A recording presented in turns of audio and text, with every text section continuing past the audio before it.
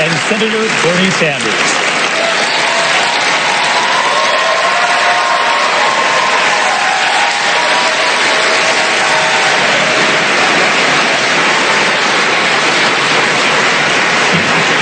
And good evening to you all. The rules for tonight are very basic and have been agreed to by all three campaigns in advance.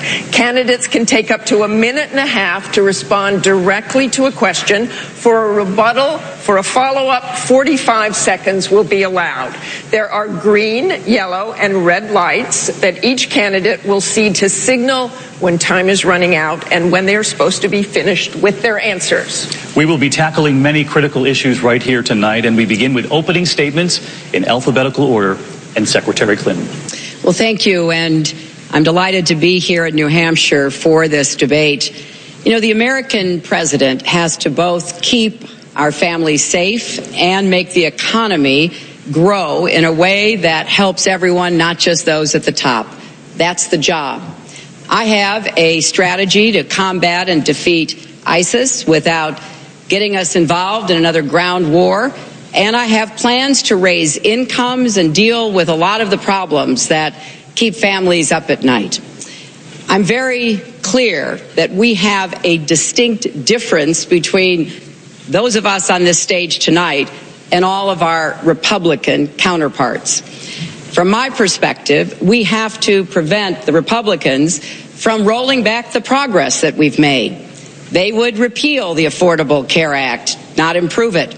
They would give more tax breaks to the super wealthy and corporations, not to the middle class.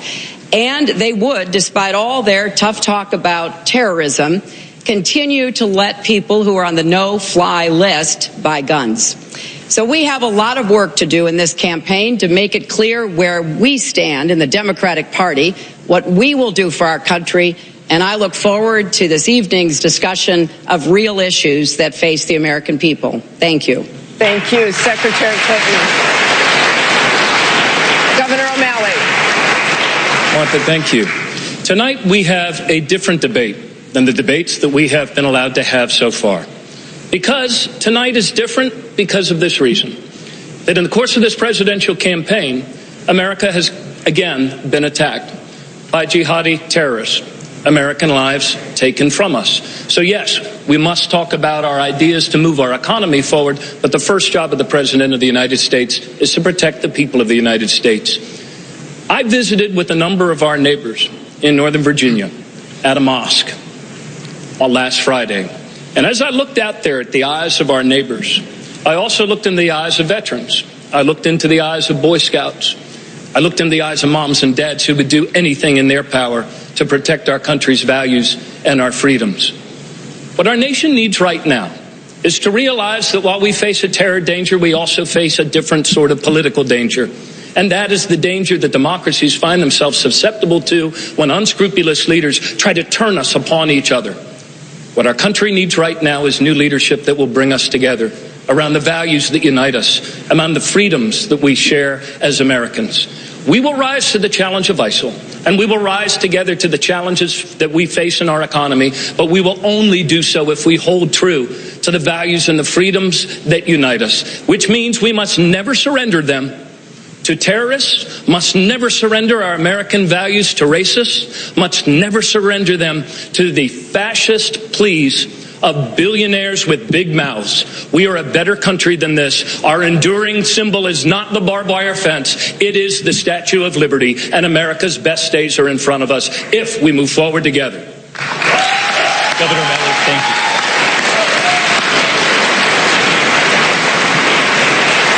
Senator Sanders. Good evening. I am running for President of the United States because it is too late for establishment politics and establishment economics. I'm running for president because our economy is rigged, because working people are working longer hours for lower wages, and almost all of the new wealth and income being created is going to the top 1%. I'm running for president because I'm going to create an economy that works for working families, not just billionaires. I'm running for president because we have a campaign finance system which is corrupt, where billionaires are spending hundreds of millions of dollars to buy candidates who will represent their interest rather than the middle class and working families. I'm running because we need to address the planetary crisis of climate change and take on the fossil fuel industry and transform our energy system away from fossil fuel to energy efficiency and sustainable energy. I'm running for president because I want a new foreign policy, one that takes on ISIS, one that destroys ISIS, but one that does not get us involved in perpetual warfare in the quagmire of the Middle East, but rather works around a major coalition of wealthy and powerful nations supporting Muslim troops on the ground. That's the kind of coalition we need, and that's the kind of coalition I will put together. Senator Sanders, thank you, and thank you all. We do have a lot of important issues to get here tonight, and we want to address the controversy of the last 24 hours right off the top, because we heard some of the most heated rhetoric of the campaign so far between two of the campaigns on this stage tonight. Senator Sanders, you fired a campaign staffer. You have sued the Democratic National Committee. All of this after your campaign acknowledged that some of your staffers, quote, irresponsibly accessed data from another campaign. The Clinton campaign called this a very egregious breach of data and ethics and said, quote, our data was stolen. Did they overstate this, or were your staffers essentially stealing part of the Clinton playbook? All right, David, let me give you a little bit of background here. The DNC has hired vendors. On two occasions, there were breaches in information. 2 months ago, our staff found information on our computers from the Clinton campaign. And when our staffers said, whoa, what's going on here? They went to the DNC quietly. They went to the vendor and said, hey, something is wrong. And that was quietly dealt with. None of that information was looked at. Our staff at that point did exactly the right thing. A few days ago, similar incident happened. There was a breach because the DNC vendor screwed up. Information came to our campaign. In this case, our staff did the wrong thing. They looked at that information. As soon as we learned that they looked at that information, we fired that person. We are now doing an independent internal investigation to see who else was involved. Thirdly, what I have a real problem with, and as you mentioned, this is a problem. I recognize it is a problem. But what the DNC did arbitrarily, without discussing it with us, is shut off our access to our own information, crippling our campaign. That is an egregious act. I'm glad that late last night that was resolved. Fourthly, I look forward to working with Secretary Clinton for an investigation, an independent investigation, about all of the breaches that have occurred from day one in this campaign, because I am not convinced that information from our campaign may not have ended up in her campaign. Don't know that. But we need an independent investigation, and I hope Secretary Clinton will agree with me for the need of that. Last point. When we saw the breach 2 months ago, we didn't run into the media and make a big deal about it. And it bothers me very much that rather than working on this issue to resolve it, it has become many press releases from the Clinton campaign later. But, Senator, you do mention the DNC, the vendor, but you said of your staff that they did the wrong thing. Absolutely. So does Secretary Clinton deserve an apology tonight? Yes, I apologize. Secretary Clinton, do you accept? Not only do I apologize to Secretary Clinton, and I hope we can work together on an independent investigation from day one, I want to apologize to my supporters. This is not the type of campaign that we run. And if I find anybody else involved in this, they will also be fired. Secretary Clinton, he's apologized. How do you react? I very much appreciate that comment, Bernie. It really is important that we go forward on this. I know that you now have your data back and that there has been an agreement for an independent inquiry into what did happen. Obviously, we were distressed when we learned of it because we've worked very hard, I said in the beginning of this campaign, We wanted to reach as many voters as possible, and we have tens of thousands of volunteers doing that and entering data all the time to keep up with what people are telling us. And so now that I think, we've resolved your data, we've agreed on an independent inquiry, we should move on, because I don't think the American people are all that interested in this. I think they're more interested in what we have to say about all the big issues facing us. Yeah, David, look, for crying out loud, our country has been attacked. We have pressing issues involving how we're going to adapt to this changing era of warfare. Our economy, people are working harder and being left behind. You want to know why things don't get done in Washington? Because for the last 24 hours, with those issues being so urgent to people as they tune in tonight, wondering how they're going to even be able to buy presents for their kids, instead, we're listening to the bickering back and forth. Maybe that's normal politics in Washington, but that is not the politics of higher purpose that people expect from our party. We need to address our security issues. We need to address the economic issues around the kitchen table. And if people want a more high-minded politics and want to move our country forward, go on to MartinO'Malley.com and help my campaign move our country forward. All three candidates. If I could, David, let me agree with Governor O'Malley and let me agree with Secretary Clinton. We had this incident before, Secretary, remember, with your famous emails, right? And what I said, and I think what Governor O'Malley is saying, and I hope you say, is when the middle class of this country is disappearing, when we have massive income and wealth inequality, when we're the only major country on earth not guaranteeing health care to all people, all of the issues that the governor talked about, the secretary talked about, those are the issues, media notwithstanding. Those are the issues that the American people want discussed. I hope those are the issues we'll discuss. Senator Sanders, let's move on right to some of those issues. It is just 6 days before Christmas, as we all know in this country. It's typically a joyful time, as it is this year as well, but it's also an anxious time. President Obama has acknowledged that what we saw in San Bernardino was an act of terrorism. But we remember the president said right before Thanksgiving there is no known specific incredible intelligence indicating a plot on the homeland. We now know that this couple had assembled an arsenal. They were not on law enforcement's radar. They were completely undetected. So as we approach another holiday, with the president again saying late this week, no credible threat, Secretary Clinton, how confident should the American people be that there aren't others like that couple right now in the U.S. going undetected? And what would you do as president to find them? Well, first, the most important job of being president is obviously to keep our country safe and to keep the families of America safe. I have a plan that I've put forward to go after ISIS, not to contain them, but to defeat them. And it has three parts. First, to go after them and deprive them of the territory they occupy now in both Syria and Iraq. Secondly, to go after and dismantle their global network of terrorism.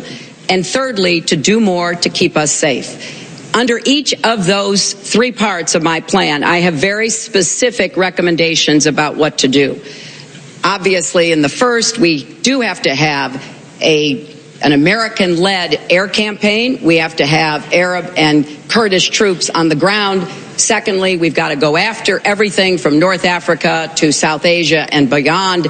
And then, most importantly, here at home, I think there are three things that we have to get right. We have to do the best possible job of sharing intelligence and information. That now includes the internet, because we have seen that ISIS is a very effective recruiter, propagandist, and inciter and celebrator of violence.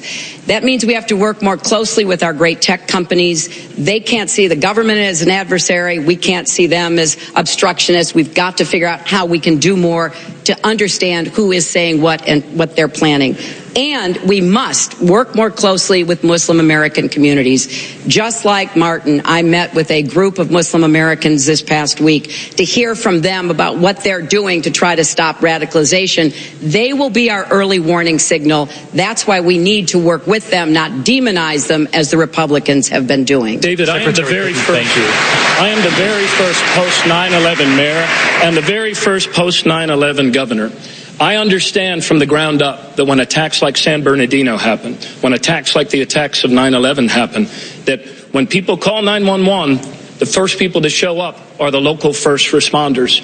Many of the things Secretary Clinton said are absolutely true, but they underscore a lack of investment that we have, as a nation, failed to make over these last 15 years in intelligence gathering, intelligence analysis, intelligence sharing. Not only in theater, in Syria and Iraq and other places where we involve ourselves in toppling dictators without having any idea what comes next, but here in the homeland, as we protect people from this threat of the lone wolves and these changing tactics and strategies, I believe that what's happened here is that the president had us on the right course, but it's a lack of battle tempo. We have to increase the battle tempo. We have to bring a modern way of getting things done, enforcing the sharing of information, and do a much better job of acting on it in order to prevent these sorts of attacks in the future. And we're going to break down these issues tonight, but I do want to go to Senator Sanders, because the concern going into Christmas is significant, as you know.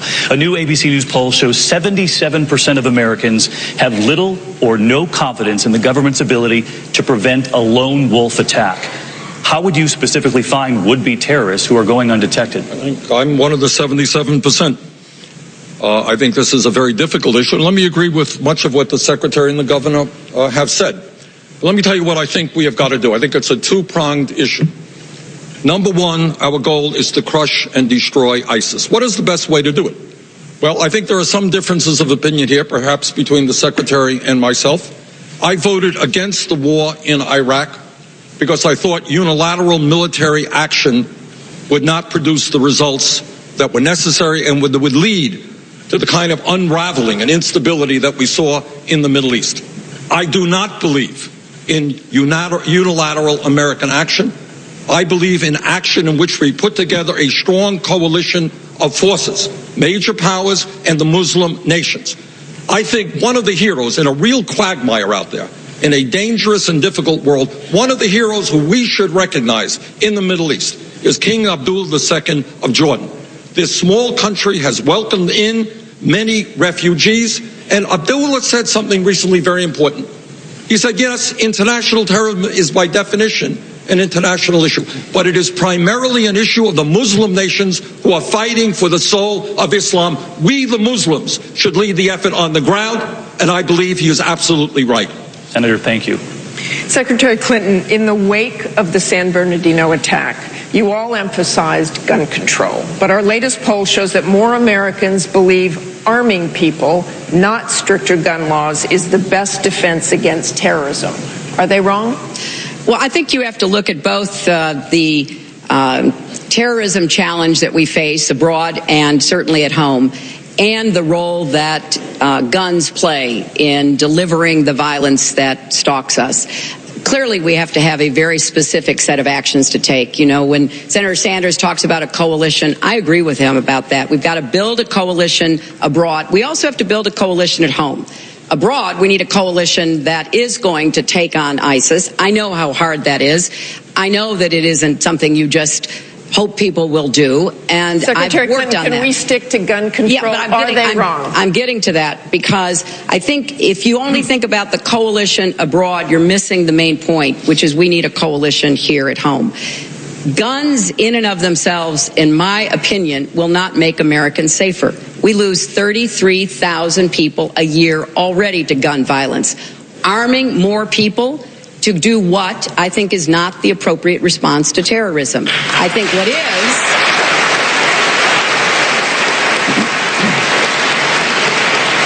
is creating much deeper, closer relations and, yes, coalitions within our own country. The first line of defense against radicalization is in the Muslim American community, people who we should be welcoming and working with. I worry greatly that the rhetoric coming from the Republicans, particularly Donald Trump, is sending a message to Muslims here in the United States and literally around the world that there is a clash of civilizations, that there is some kind of Western plot or even war against Islam, which then, I believe, fans the flames of radicalization. So guns have to be looked at as its own problem.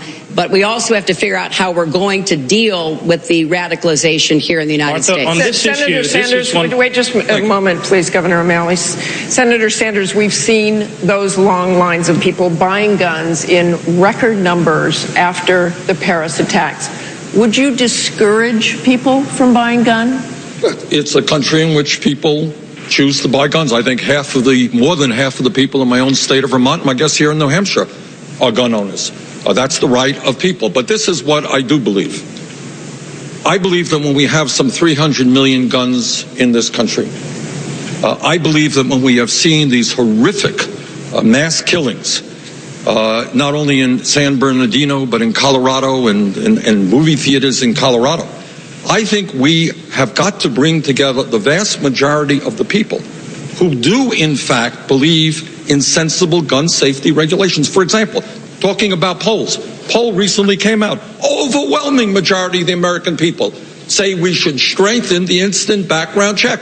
Who denies that it is crazy? Who denies that it is crazy to allow people to own guns who are criminals or are mentally unstable? We've got to eliminate the gun show loophole. In my view, we have got to see that weapons designed by the military to kill people are not in the hands of civilians. I think there is a consensus. I'm not going to say that everybody is in agreement. It's a divided country on guns, but there is a broad consensus on sensible gun safety regulations that I, coming from a state that has virtually no gun control, will do my best to bring together. Martha, thank you, Senator Sanders. I think we're going to go on. We want to touch on something that's issues that really separates us on this stage, David. Excuse me, no. Governor, we have to abide by the rules here. We'll call on you here shortly, but I do want to pick up on something. Actually passed comprehensive gun safety legislation with a ban on combat assault weapons, David. And look, there are profound differences in this race on this issue. Senator Sanders voted against the Brady bill. Senator Sanders voted to give immunity to gun dealers. And Senator Sanders voted against even research dollars to look into this public health issue. Secretary Clinton changes her position on this every election year, it seems, having one position in 2000 and then campaigning against President Obama and saying we don't need federal standards. Look, what we need on this issue is not more polls. We need more principle. When ISIL does training videos that say the easiest way to get a combat assault weapon in the United States of America is at a gun show, then we should all be waking up. We need comprehensive gun safety legislation and a ban on combat assault weapons. Let me stay with gun control for a minute then. You talk about assault weapons. Even if you were able to ban the purchase of assault weapons tomorrow, Americans already own an estimated 7 to 10 million semi-automatic rifles. Would you make it illegal to own those weapons, force people to turn them in? And if not, how would banning the sales really make a difference? Because, Martha, it would prevent people like the guy that just got charged yesterday, perhaps, from being able to buy combat assault weapons. You know, we are the only nation, only developed nation on the planet. But again, I'm not talking about buying. Would you have them confiscated, the ones that are already here? No, Martha, I would not. And that's not what we did in Maryland. But you know what we did in Maryland?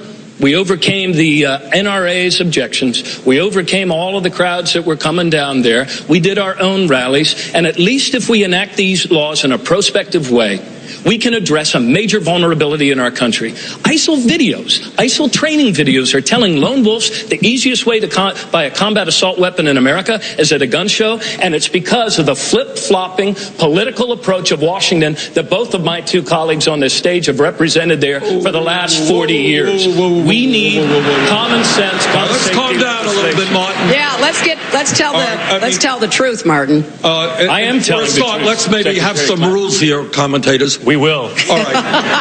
And let me just establish that for you, Senator, really quickly. Governor, we are going to call on you tonight. It's very clear you have a lot to say, but please wait until you're called upon. And Senator, he invoked your record, sure did. and I'll let you respond. Invoked mine and as you will well. get to you too as well. Secretary. All right. For a start, we can do all the great speeches we want, but you ain't going to succeed unless there is a consensus. Right. In 1988, just to set the record straight, Governor, I ran for the U.S. House. We have one House member from Vermont, 3 candidates in the race.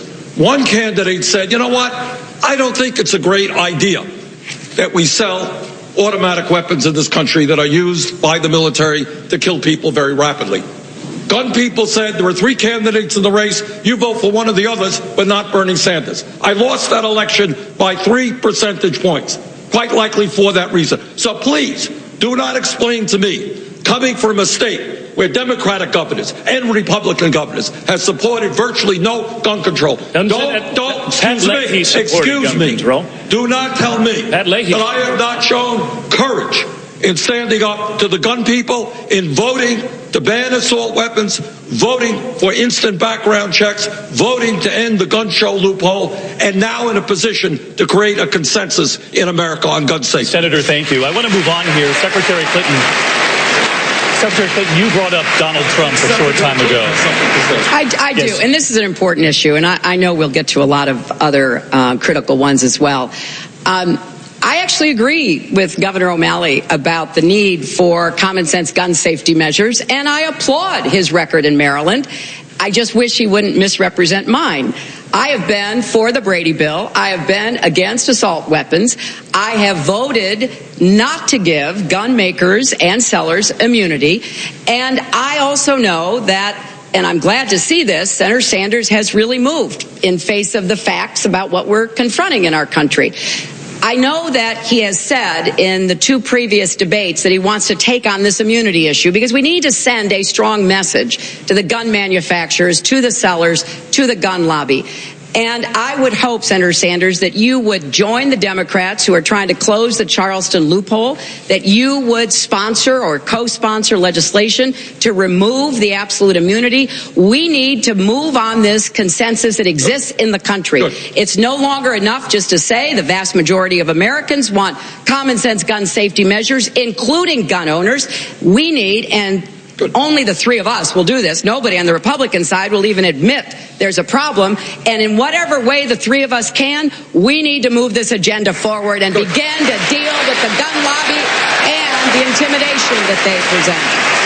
Secretary Clinton, thank you. We're going to move on from guns here and go back to time ago. You brought up Donald Trump first here this evening. We've now seen the polling done well after his proposed ban on Muslims coming to America. 36% of Americans, more than a third, agree with him. You have weighed in already on Donald Trump. You've weighed in on the proposed ban. But what would you say to the millions of Americans watching tonight who agree with him? Are they wrong? Well, I think a lot of people are understandably reacting out of fear and anxiety about what they're seeing. First, what they saw in Paris, now what they have seen in San Bernardino. And Mr. Trump has a great capacity to use bluster and bigotry to inflame people and to make them think there are easy answers to very complex questions. So what I would say is, number one, we need to be united against the threats that we face. We need to have everybody in our country focused on watching what happens and reporting it if it's suspicious, reporting what you hear, making sure that Muslim Americans don't feel left out or marginalized at the very moment when we need their help. You know, I was a senator from New York after 9/11, and we spent countless hours trying to figure out how to protect the city and the state from perhaps additional attacks. One of the best things that was done, and George W. Bush did this, and I give him credit, was to reach out to Muslim Americans and say, we're in this together. You are not our adversary. You are our partner. And we also need to make sure that the really discriminatory messages that Trump is sending around the world don't fall on receptive ears. He is becoming ISIS's best recruiter.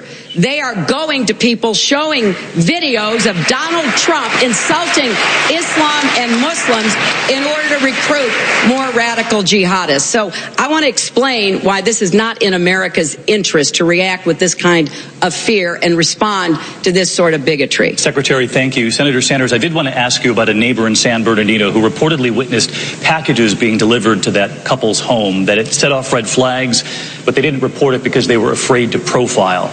What would you say to Americans afraid to profile? Is it ever acceptable? Well, the answer is obviously, if you see suspicious activity, you report it. That's the kind of a no-brainer. You know, if somebody is loading guns and ammunition into a house, I think it's a good idea to call 911. Do it. But I'm asking about profiling because a lot of people are afraid of that. I want to talk about something else, because Secretary Clinton, I think, made some interesting and good points. What you have now is a very dangerous moment in American history. The Secretary is right. Our people are fearful. They are anxious on a number of levels. They are anxious about international terrorism and the possibility of another attack in America. We all understand that. But you know what else they're anxious about? They're anxious about the fact that they are working incredibly long hours. They're worried about their kids, and they're seeing all the new income and wealth, virtually all of it, going to the top 1%. And they're looking around them, and they're looking at Washington, and they're saying the rich are getting much richer, I'm getting poorer. What are you going to do about it? What are you going to do for my kids? And somebody like a Trump comes along and says, I know the answers. The answer is that all of the Mexicans, they're criminals and rapists. We got to hate the Mexicans. Those are your enemies. We hate all the Muslims because all of the Muslims are terrorists. We got to hate the Muslims. Meanwhile, the rich get richer.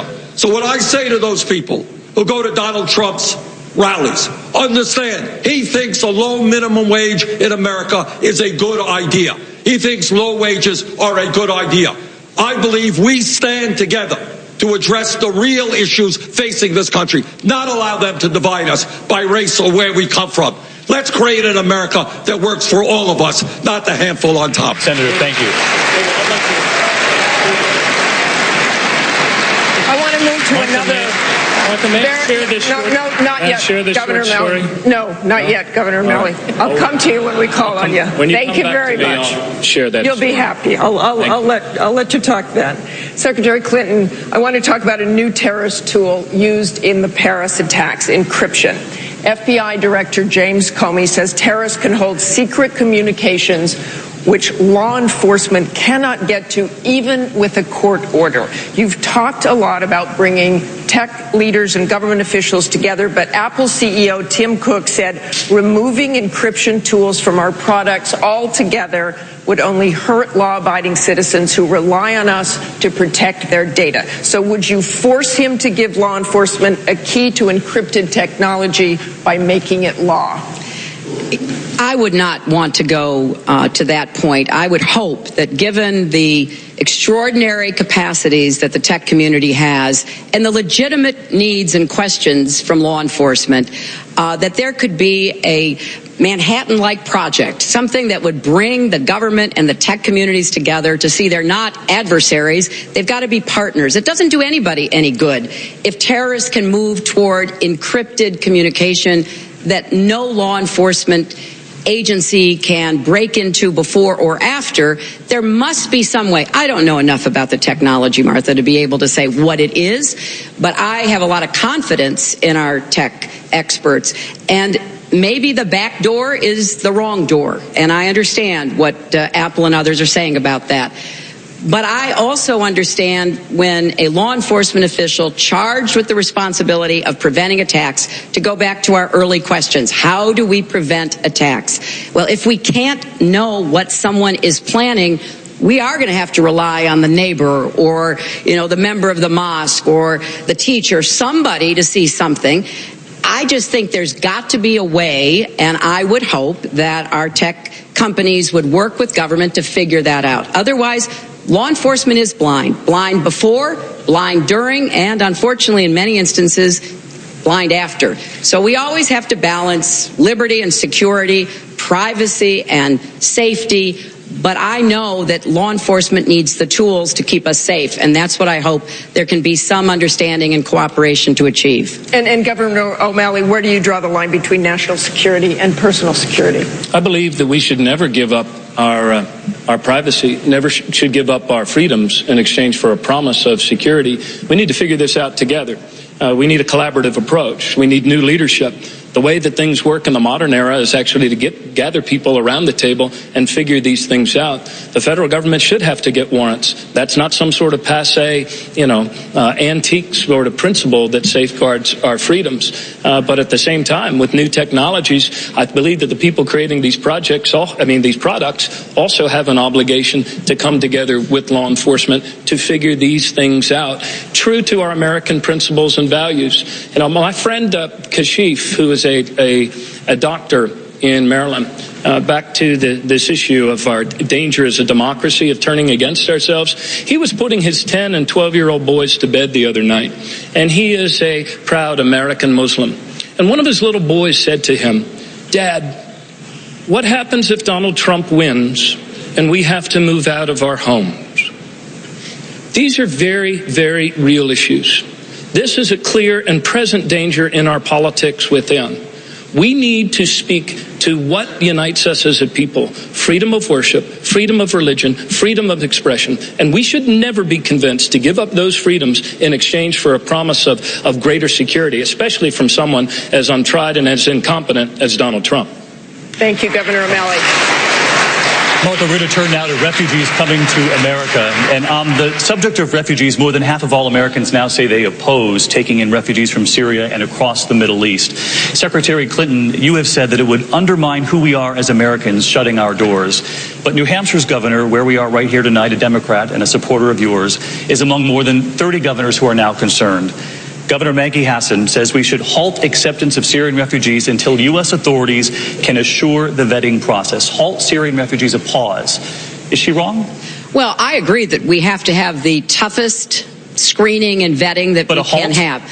I don't think a halt is necessary. What we have to do is put all of our resources through the Department of Homeland Security, through the State Department, through our intelligence agencies, and we have to have an increased vetting and screening. Now, this takes, David, 18 months to 24 months, 2 years. So I know it's not going to happen overnight. And everything that can be done should be done. But the process should move forward while we are also taking on ISIS, putting together the kind of strategy that I've advocated for, and making sure that the vetting and the screening is as tough as possible. Because I do believe that we have a history and a tradition.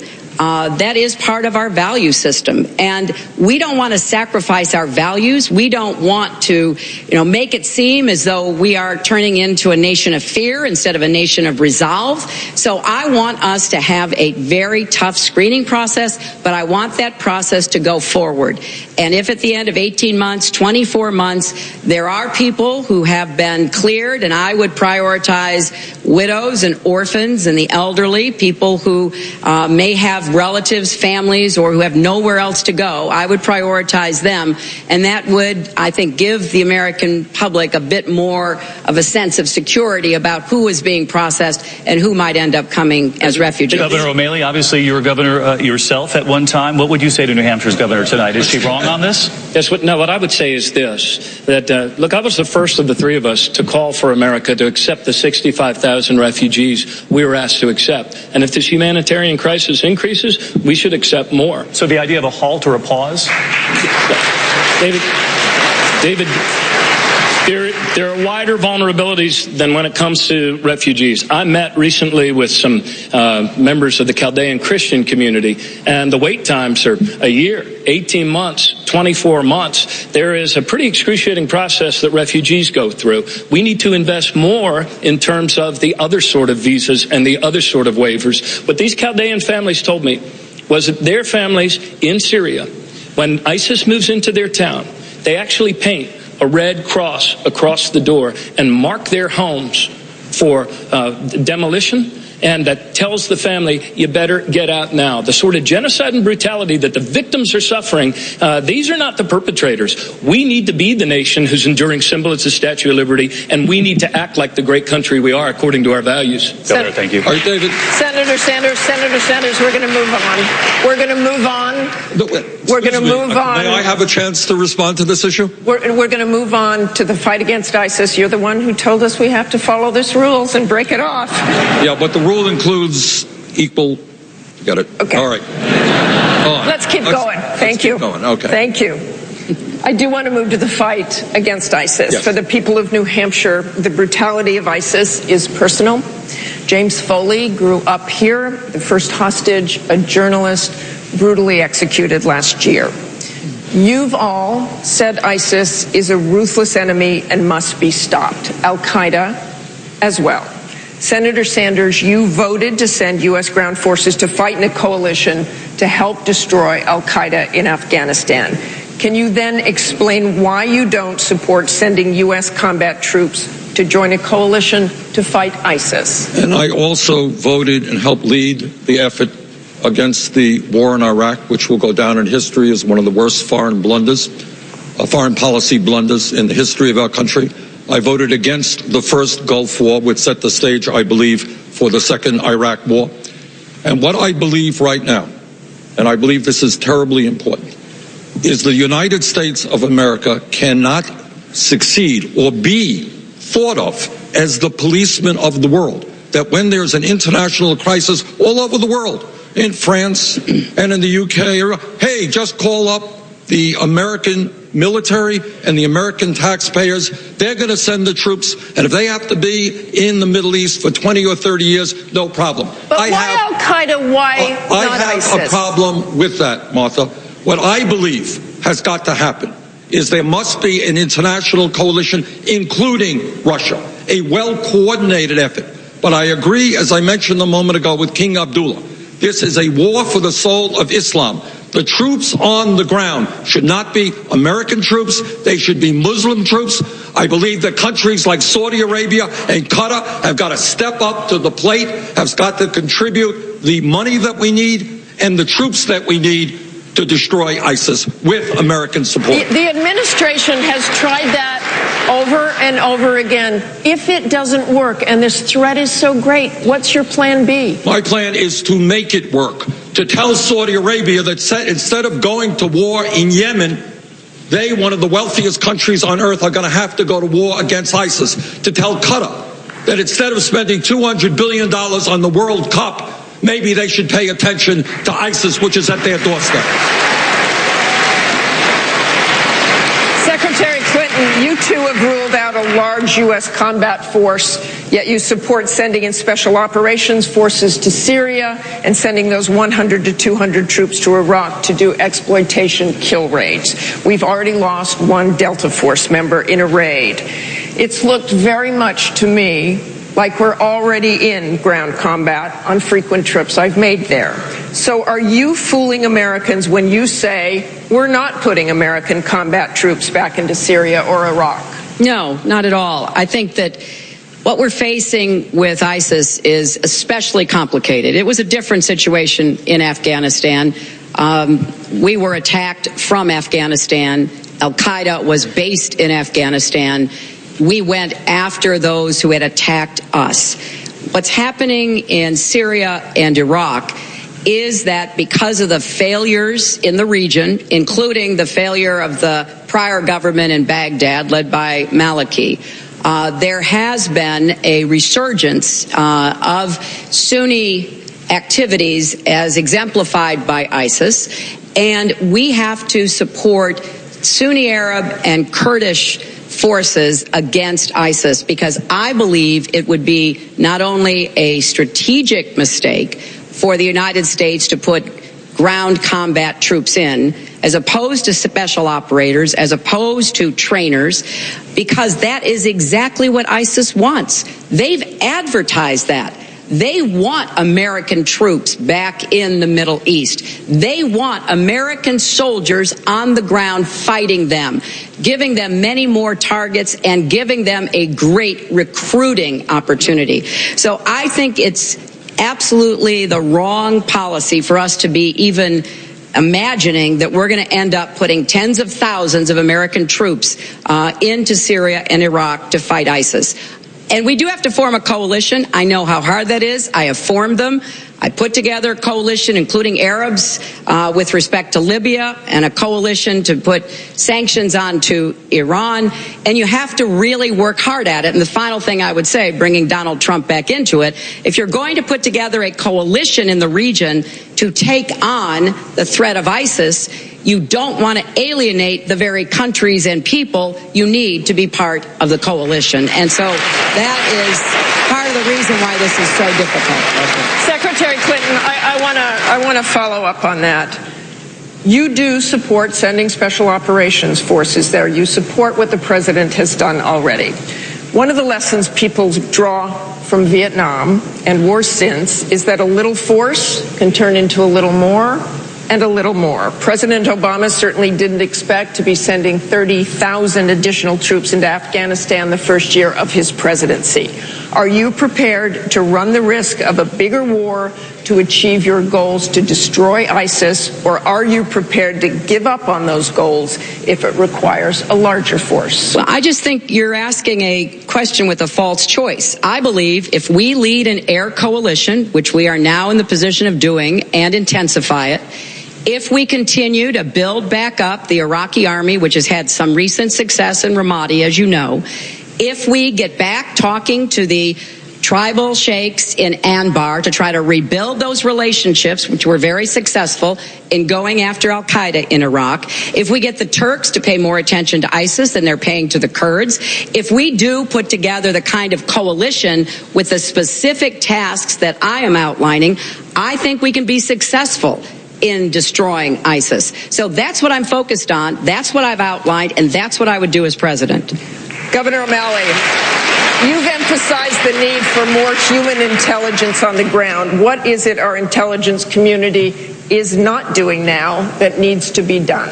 Well, we have invested nowhere near what we should be investing in human intelligence on the ground. And what I'm talking about is not only the covert CIA intelligence, I'm also talking about diplomatic intelligence. I mean, we've seen time and time again, especially in this very troubled region, of nation-state failures, and then we have no idea who the next generation of leaders are that are coming forward. So what I would say is not only do we need to be thinking in military terms, but we do our military a disservice when we don't greatly dial up the investment that we are making in diplomacy and human intelligence, and when we fail to dial up properly the role of sustainable development in all of this. As president, I would make the administrator of USAID an actual cabinet member. We have to act in a much more whole-of-government approach, as General Dempsey said, and I do believe, and I would disagree somewhat with one of my colleagues, look, this is a genocidal threat. They have now created a safe haven in the vacuum that we allowed to be, partly because of our blunders, to be created there in the areas of Syria and Iraq.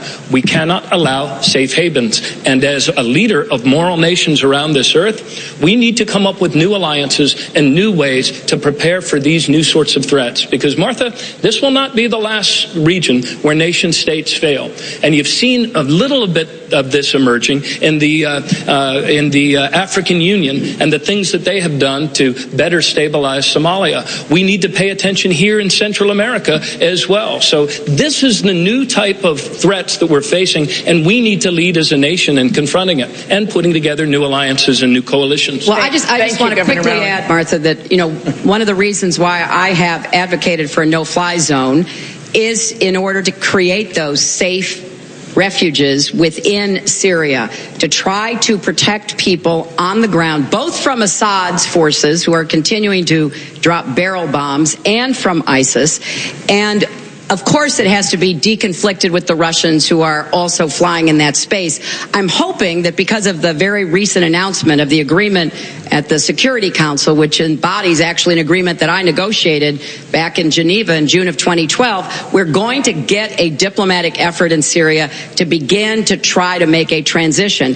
A no-fly zone would prevent the outflow of refugees and give us a chance to have some safe spaces. Secretary Clinton, I'd like to go back to that if I could. ISIS doesn't have aircraft. Al-Qaeda doesn't have aircraft. So would you shoot down a Syrian military aircraft or a Russian airplane? I do not think it would come to that. We are already deconflicting airspace. But isn't that a decision you should make now? Whether? No, I don't think so. I am advocating. If you're advocating this? I am advocating the no-fly zone, both because I think it would help us on the ground to protect Syrians.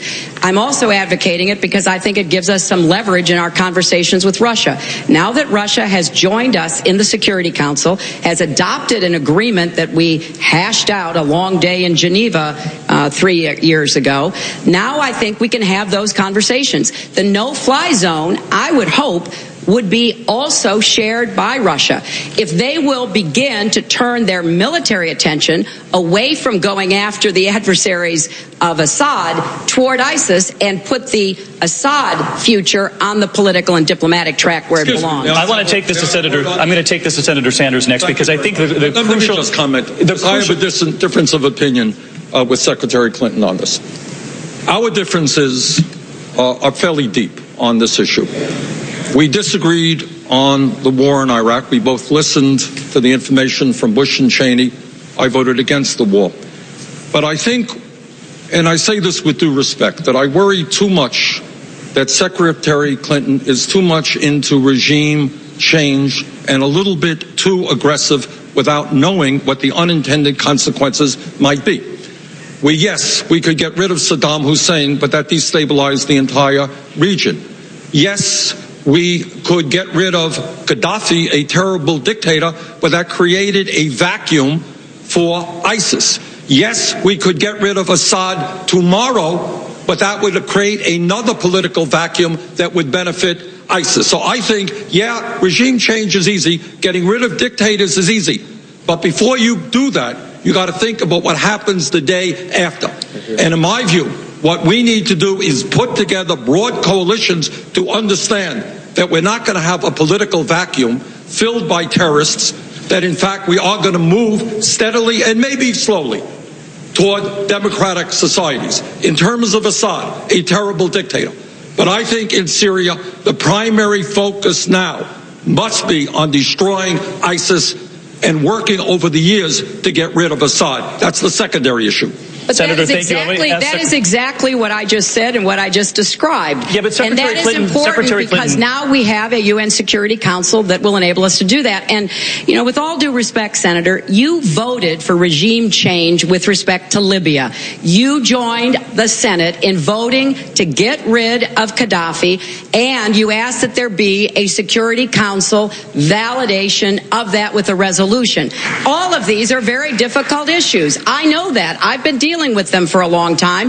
And of course, we have to continue to do what is necessary when someone like Gaddafi, a despot with American blood on his hands, is overturned. But I'll tell you what would have happened if we had not joined with our European partners and our Arab partners to assist the people in Libya. You would be looking at Syria.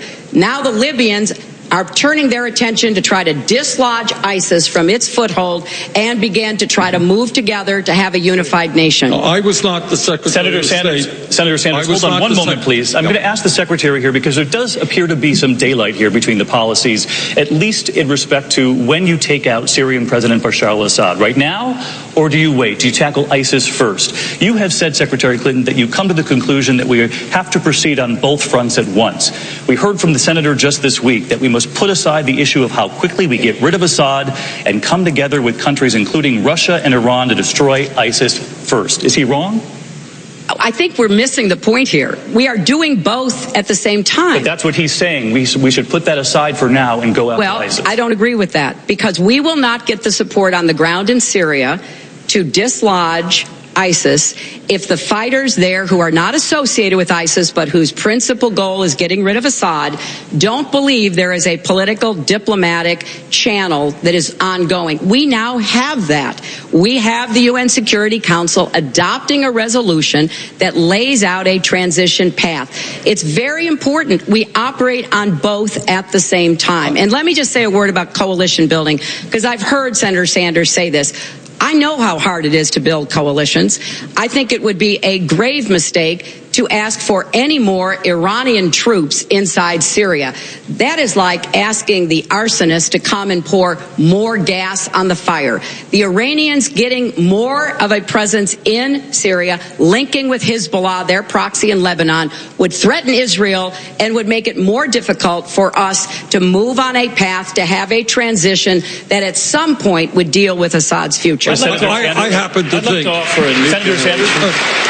Look, she says we have to proceed on both fronts at once. Secretary Clinton is right. This is a complicated issue. I don't think anyone has a magical solution. But this is what I do believe. Yes, of course, Assad is a terrible dictator.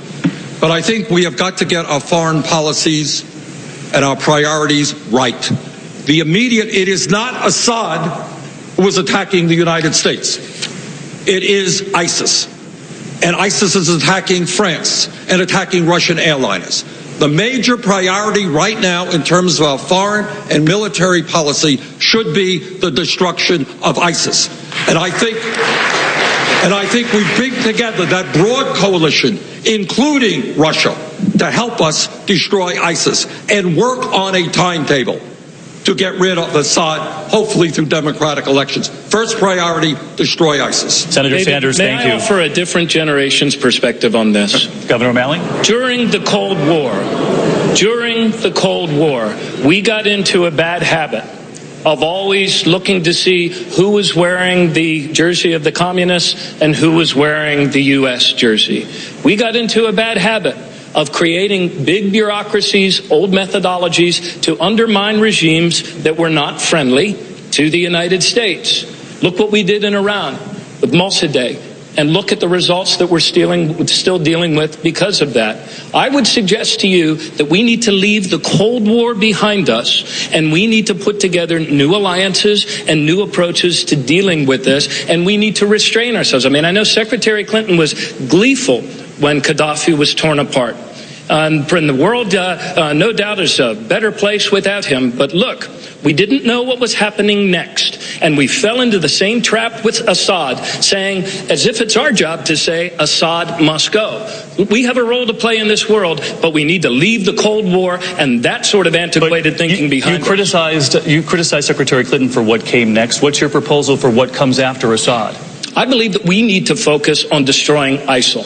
That is the clear and present danger. And I believe that we can springboard off of this new UN resolution. And we should create, as Secretary Clinton indicated, and I agree with that there should be a political process. But we shouldn't be the ones declaring that Assad must go. Where did it ever say in the Constitution, where is it written that it's the job of the United States of America or its Secretary of State to determine when dictators have to go? We have a role to play in this world, but it is not the role of traveling the world looking for new monsters to destroy. Since he has been making all kinds of comments, I think it's fair to say Assad has killed, by last count, about 250,000 Syrians. The reason we are in the mess we're in, that ISIS has the territory it has, is because of Assad. I advocated arming the moderate opposition back in the day when I was still Secretary of State, because I worried we would end up exactly where we are now. And so when we look at these complex problems, I wish it could be either or. I wish we could say, yes, let's go destroy ISIS and let's let Assad continue to destroy Syria, which creates more terrorists, more extremists by the minute. No, we now finally are where we need to be. We have a strategy and a commitment to go after ISIS, which is a danger to us as well as the region. And we finally have a UN Security Council resolution bringing the world together to go after a political transition in Syria. If the United States does not lead, there is not another leader. There is a vacuum. And we have to lead if we're going to be successful. Senator Saunders, please. Go ahead.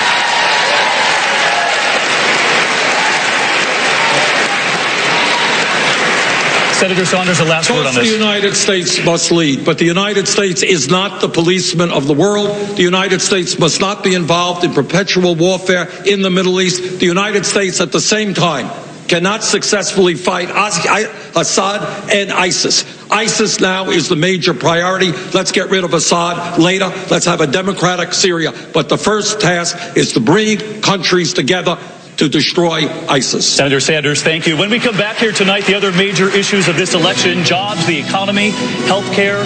Which candidates will make the best case for the middle class? As our coverage of the Democratic debate here in New Hampshire continues right after this on ABC. ABC News.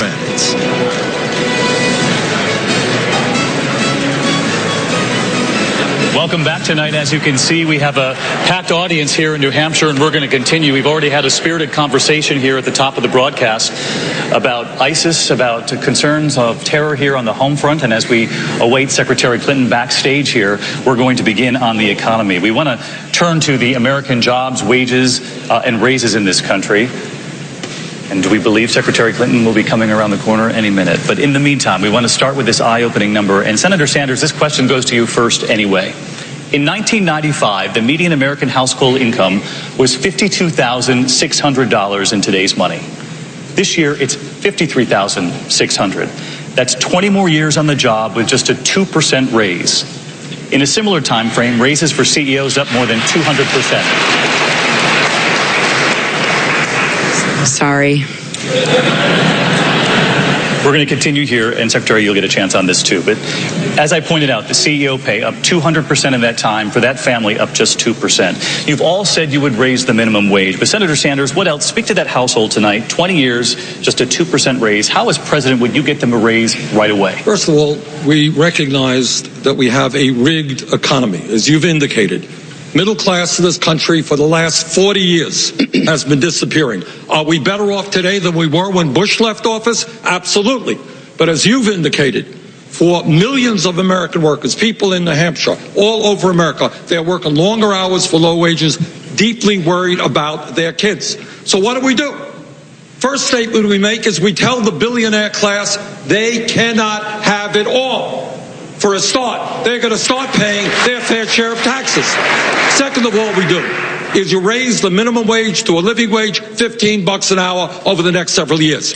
Next thing we do, pay equity for women workers. Women should not be making 79 cents on the dollar compared to men. Next thing that we do, real unemployment, official unemployment 5%, real unemployment 10%, youth unemployment off the charts. We rebuild our crumbling infrastructure, our roads, our bridges, our rail system. We create 13 million jobs with $1 trillion investment. Furthermore, in a competitive global economy, it is imperative that we have the best educated workforce in the world. That is why I'm going to have a tax on Wall Street speculation to make certain that public colleges and universities in America are tuition free. Senator Sanders, thank you. Governor Maley, what would you propose that would be different? How would you get the middle class a raise and without waiting another 20 years for another 2%? Look, these are the things that we did in my own state through the recession. We actually passed a living wage. We raised the minimum wage. We actually raised to the highest goals of any state in the nation our minority and women participation goals, because we understood that the way you reinvigorate and make fair market American capitalism work is to make the choices and the investments that include more people more fully in the economic success of your state. All through the recession, we defended the highest median income in America and the second highest median income for African American families. How? By actually doing more for education. We increased education funding by 37%. We were the only state in America that went 4 years in a row without a penny's increase to college tuition. We invested more in our infrastructure, and we squared our shoulders to the great business opportunity of this era. And that is moving our economy to a 100% clean electric energy future. We created 2,000 new jobs in the solar industry, and we fought every single day to adopt more inclusive economic practices. So, David, the conclusion of all of those things is this. They weren't hopes, they weren't dreams. They weren't amorphous goals out there. We actually took actions to do these things. And as president, I have put forward 15 strategic goals that will make wages go up again for all American families. Universal national service as an option for every kid in America to cut youth unemployment. And I am the only candidate on this stage to put forward a new agenda for America's cities so we can employ more people in the hearts of great American cities and get them back to work. Governor, thank you. Secretary Clinton, as you were walking in, I was talking about the median American household getting a 2% raise over the last 20 years. That CEO pay in that same time frame has gone up 200%. So for those families watching tonight, how do you get them a raise if you're president? Well, I've been talking to a lot of these families, and this is such an outrage, both because it's bad for our economy. We're a 70% consumption economy. People need to feel optimistic and confident. They need to believe that their hard work is going to be rewarded, and it's bad for our democracy.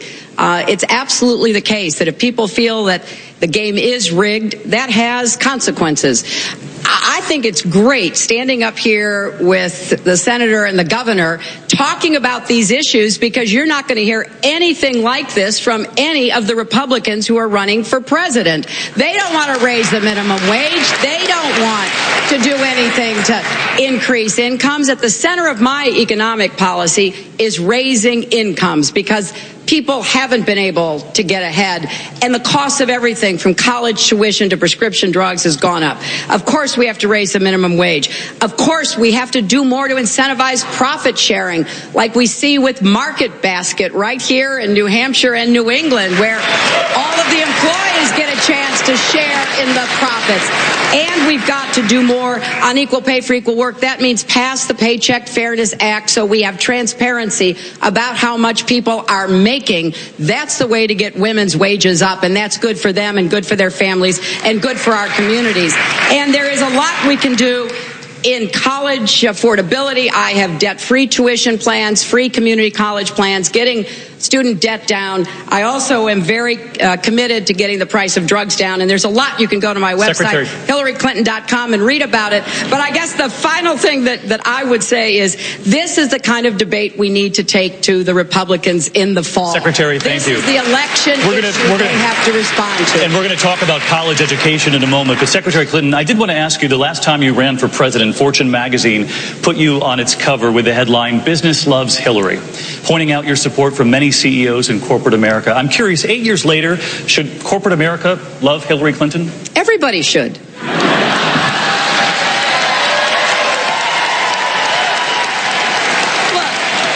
I want to be the president for the struggling, the striving, and the successful.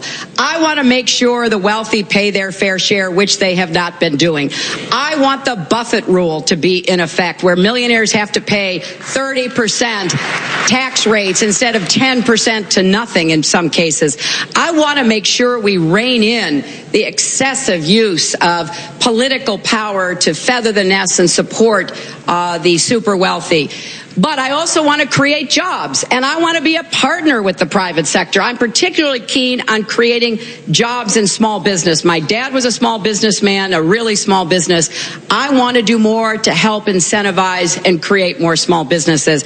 So if people who are in the private sector know what I stand for, it's what I fought for as a senator, it's what I will do as president, and they want to be part of, once again, building our economy so it works for everybody, more power to them, because they are the kind of business leaders who understand that if we don't get the American economy moving and growing, we're not going to recognize our country, and we're not going to give our kids the same opportunities that we had. Secretary, thank you. Senator Sanders, I want to stay on this and ask you, how big a role does corporate America play in a healthy economy? And will corporate America love a President Sanders? No, I think they won't. So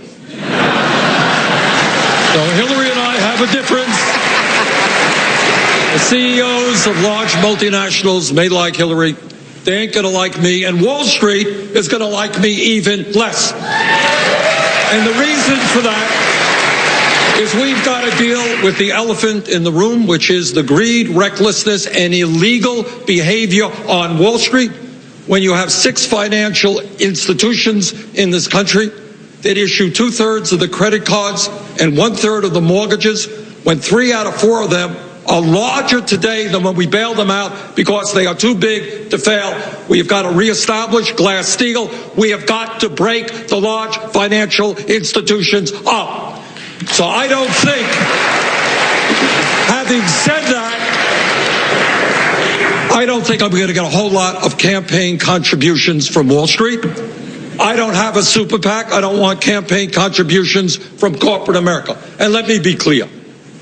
While there are some great corporations creating jobs and trying to do the right thing, in my view, and I say this very seriously, the greed of the billionaire class, the greed of Wall Street is destroying this economy and is destroying the lives of millions of Americans.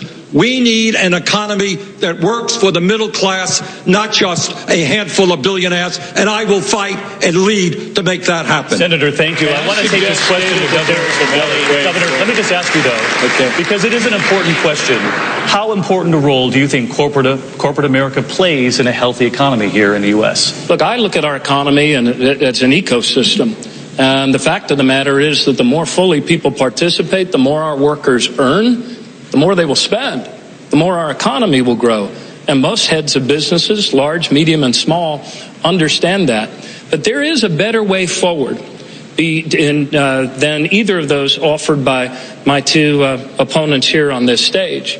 We're not going to fix what ails our economy. We're not going to make wages go up for everyone by either trying to replace American capitalism with socialism, which, by the way, the rest of the world is moving away from, nor will we fix it by submitting to sort of Wall Street-directed crony capitalism. And for my part, I have demonstrated the ability to have the backbone to take on Wall Street in ways that Secretary Clinton never, ever has. In fact, in the last debate, very shamefully, she tried to hide her cozy relationship with Wall Street big banks by invoking the attacks of 9/11. I believe that the way forward for our country is to actually reinvigorate our antitrust department with the directive to promote fair competition. There's mergers that are happening in every aspect of our country that is bad for competition, and it's bad for upward mobility of wages. And the worst type of concentration, Secretary Clinton, is the concentration of the big banks, the big six banks that you went to and spoke to and told them, oh, you weren't responsible for the crash, not by a long shot. And that's why today you still cannot support, as I do, breaking up the big banks and making sure that we pass a modern-day Glass-Steagall like we had in late 1999 before it was repealed and led to the crash where so many millions of families lost their jobs and their homes. And I was on the front lines of that, looking into the eyes of my neighbors. Governor O'Malley, thank you. I do want to ask you, Secretary Clinton.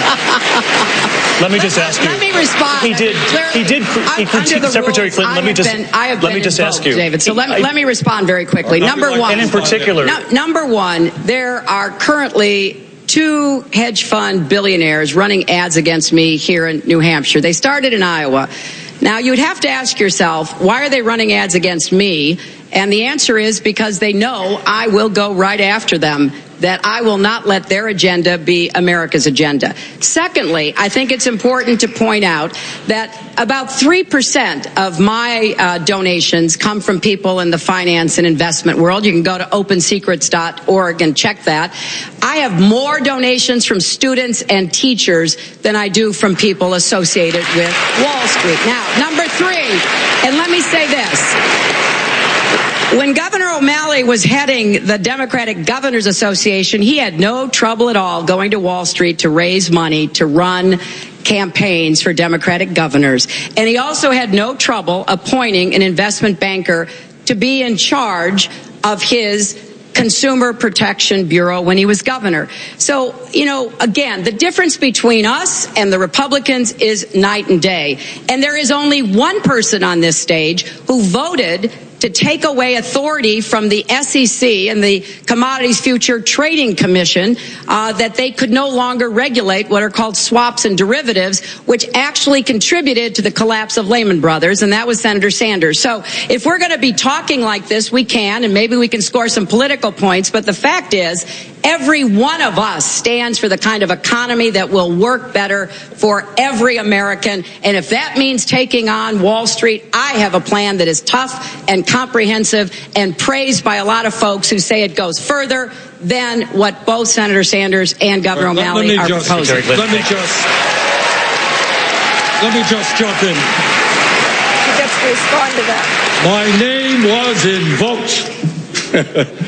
Senator. So without invocation, let me say a few words. Secretary Clinton, I don't have a super PAC.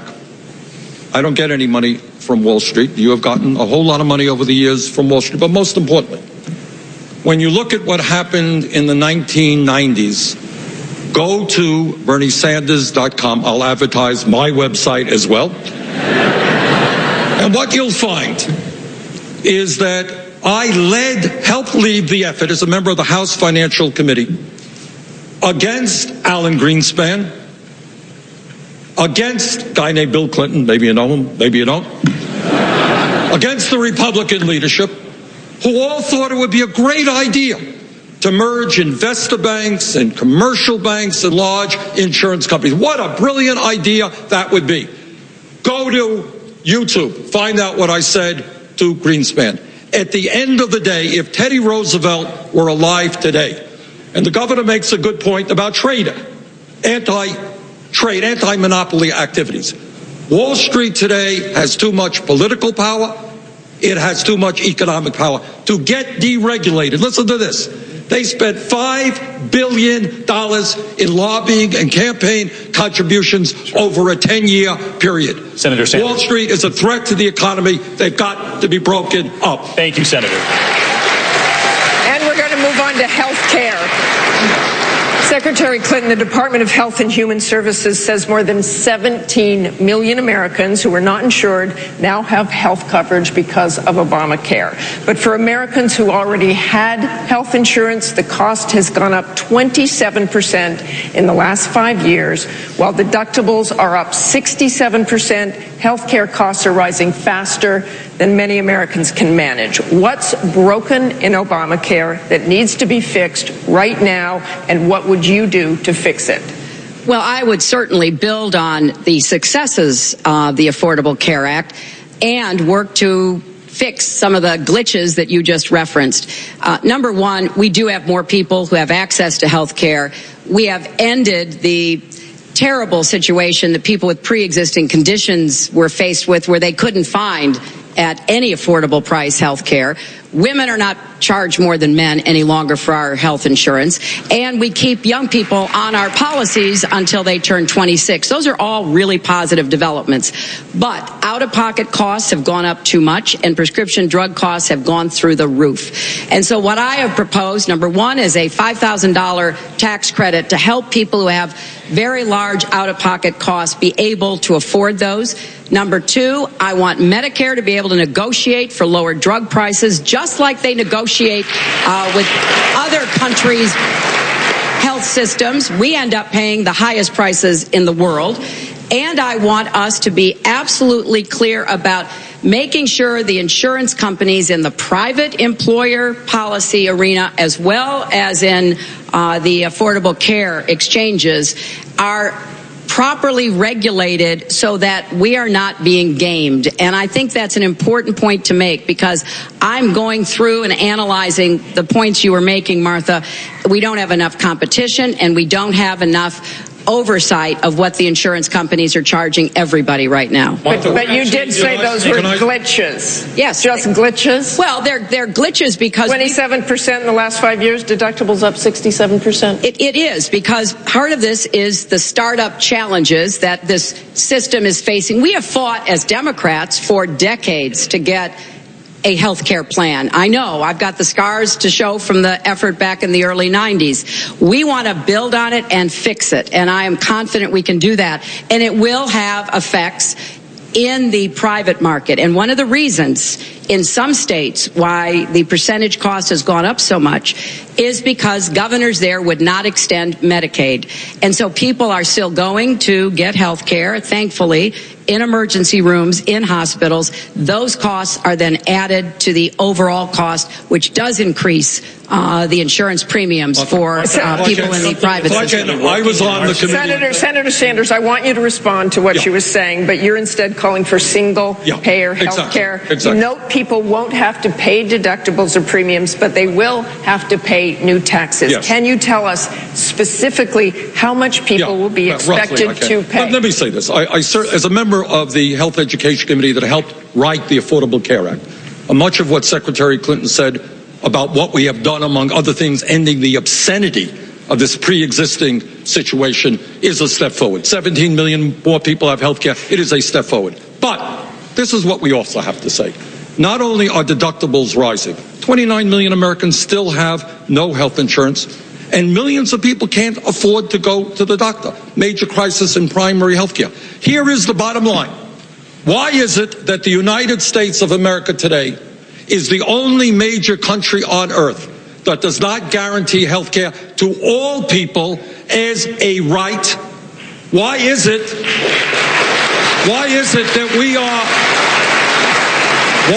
that we spend almost 3 times per capita as to what they spend in the UK, 50% more than what they pay in France, countries that guarantee health care to all of their people and in many cases have better health care outcomes? Bottom line, this ties into campaign finance reform. the insurance companies, the drug companies are bribing the United States Congress.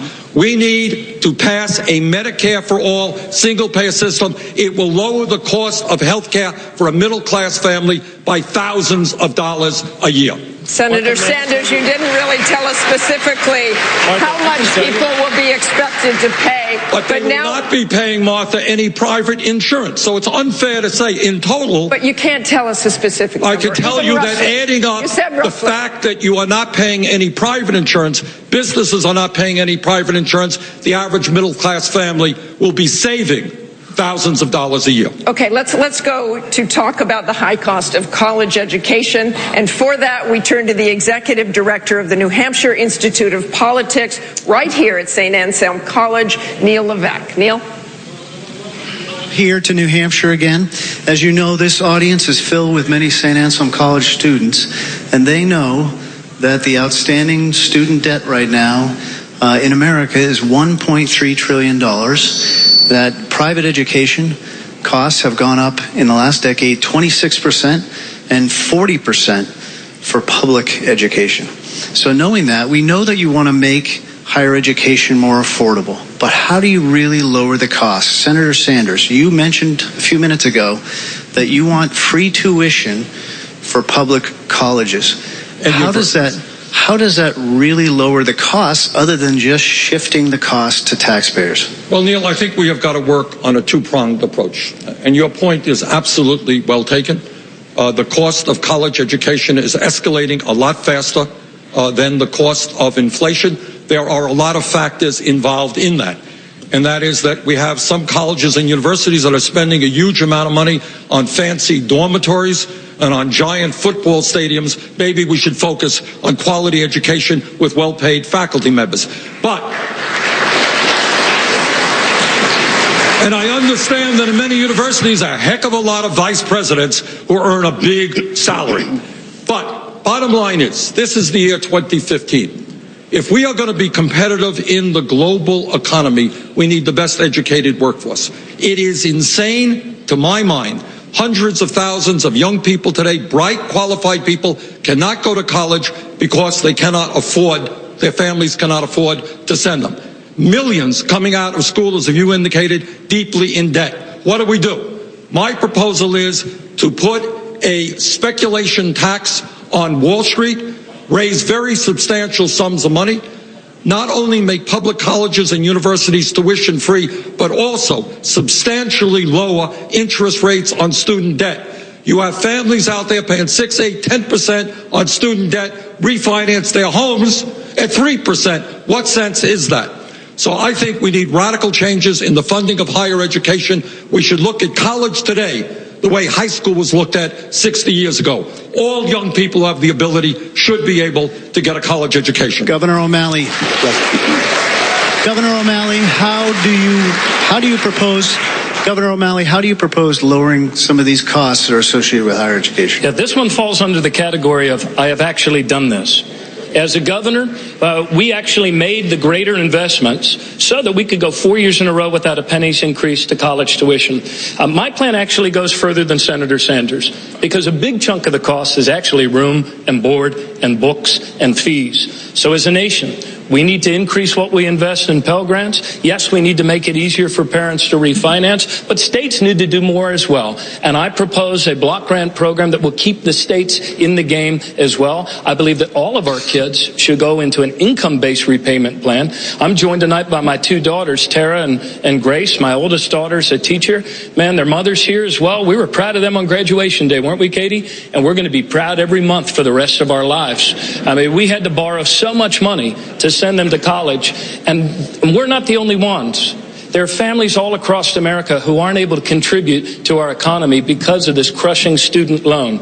I also propose that we can pay for this with a tax on high volume trades, and we need to, because my dad went to college after coming back from World War II on a GI Bill. But today we're the only nation on the planet that's saddling our kids with a lifetime of bills. That's a drag on the economy. It's one of the key investments we need to make. I was flattered that Secretary Clinton, 2 months later, borrowed so many of my proposals to incorporate into hers. And in our party, unlike the Republican Party, we actually believe that the more our people learn, the more they will earn, and higher education should be a right for every kid. Secretary Clinton. Right. Secretary Clinton, how does your plan differentiate from your opponents? Well, I have what I call the New College Compact, because I think everybody has to have some skin in this game, Neil. Number one, states have been disinvesting in higher education. In fact, I think New Hampshire in-state tuition for public college and university is among the highest, if not the highest, in the country. So states over a period of decades have put their money elsewhere, into prisons, into highways, into things other than higher education. So under my compact, the federal government will match money that the states begin to put back in to the higher education system. Secondly, I don't believe in free tuition for everybody. I believe we should focus on middle-class families, working families, and poor kids who have the ambition and the talent to go to college and get ahead. So I have proposed debt-free tuition, which I think is affordable, and I would move a lot of the Pell Grant and other aid into the arena where it could be used for living expenses. So I've put all this together, again, on my website, and am pleased that I've gotten such a good response. But I want to quickly say that one of the areas that Senator Sanders touched on in talking about education, and certainly talking about health care, is his commitment to really changing the systems. Free college, a single-payer system for health care. And it's been estimated we're looking at $18 to $20 trillion, about a 40% increase in the federal budget. And I have looked at his proposed plans for health care, for example, and it really does transfer every bit of our health care system, including private health care, to the states to have the states run. And I think we've got to be really thoughtful about how we're going to afford what we propose, which is why everything that I have proposed, I will tell you exactly how I'm going to pay for it, including college. Can I respond to the critique on Neil, health thank care? you, David. Thank you. We're going to get right into this, Senator, because I want to ask about taxes next, and this is included. She was asking about that. But Secretary Clinton is wrong. As you know, because I know you know a lot about health care, you know that the United States per capita pays far and away more than any other country. And it is unfair simply to say how much more the program will cost without making sure that people know we are doing away with the cost of private insurance, and that the middle class will be paying substantially less for health care under single payer than under Secretary Clinton's proposal. Well, the only thing I can Secretary go on, Clinton, hold on one moment. Senator Sanders, I do your want to ask, proposals go and send the health care system to the states. Please. And my analysis is that you are going to have to get more taxes out of middle-class families. I'm the only person on this stage saying no middle-class tax raises. That is where out we're going the table next. as far as I'm concerned. We're going next to taxes here. Now this is getting to be fun. This is fun. This is democracy at work. And Secretary Clinton, let me ask you about your tax plan, because from the crushing cost of college education, the next question most families have is, will my taxes go up under the next president? You have said it's your goal not to raise taxes on families making under $250,000 a year, a goal. But can you say that's a promise as you stand here tonight? That is a pledge that I'm making. I made it when I ran in 2008, yes. And it was the same one that President Obama made. Because I don't think we should be imposing new big programs that are going to raise middle-class families' taxes. We just heard that most families haven't had a wage increase since 2001, since, the end of the last Clinton administration, when incomes did go up for everybody. And we've got to get back to where people can save money again, where they can invest in their families, and I don't think a middle-class tax should be part of anybody's plan right now. Let me respond. Secretary Clinton. Let me respond to two Please. ways. Number one, most important economic reality of today is that over the last 30 years, there has been a transfer of trillions of dollars from the middle class to the top 1/10% who have seen a doubling of the percentage of wealth that they own. Now, when Secretary Clinton says, I'm not going to raise taxes on the middle class, let me tell you what she is saying. She is disagreeing with FDR and Social Security, LBJ on Medicare, and with the vast majority of progressive Democrats in the House and the Senate who today are fighting to end the disgrace of the United States being the only major country on earth that doesn't provide paid family and medical leave. What the legislation is $1.61 a week. Now, you can say that's a tax on the middle class. It will provide 3 months paid family and medical leave for the working families of this country. I think, Secretary Clinton, $1.61 a week is a pretty good investment. Senator, thank you. I want to bring in Governor O'Malley on this. And Governor O'Malley, let me ask. For paid You've family heard leave for a very Secretary long time. Clinton. David, thank you. I have a way to pay for it that David, thank actually you for- makes the wealthiest pay for it. Then join us. Well, every not progressive everybody else. Democrat and senator is supportive of this proposal introduced by your good friend and my good friend, Kirsten Gillibrand, Rosa DeLauro. That is the legislation out there that will finally provide family Thank and medical you. I leave. want to bring in Governor O'Malley on this. We heard the promise there from Secretary Clinton because people want to know about their taxes. Will they go up? She has now promised here tonight not to raise them on families making $250,000 or less. Can you make that same promise if you're elected? No, I've never made a promise like that, but unlike either of these two fine people, I've actually balanced the budget every single year. I was one of only 7 states that had a AAA bond rating. By the time I left, the average tax burden on Maryland families was the same as when I started, but I did pass a more progressive income tax and asked the highest earning people to pay another 14%. David, look, this is the big, I agree, by the way, that we should have paid family leave. And I agree with Senator Sanders on that. And just like Social Security, and unlike the Republicans, I think we should actually expand Social Security and increase average monthly benefits. But look, there's one big entitlement we can no longer afford as a country. And that is the entitlement that the super wealthy among us, those earning more than $1 million, feel that they're entitled to pay lower income tax rates and a far lower preferred income tax rate when it comes to capital gains. If we were to raise the marginal rate to 45% for people earning more than $1 million, and if we tax capital gains essentially the same we do earnings from hard work and sweat and toil, you could generate $800 billion over the next 10 years. And that would do so much good for affordable college, debt-free college, cutting youth unemployment in half, investing in our cities again. So the things I have done in office are the things that actually invest in growing our economy and making wages go up.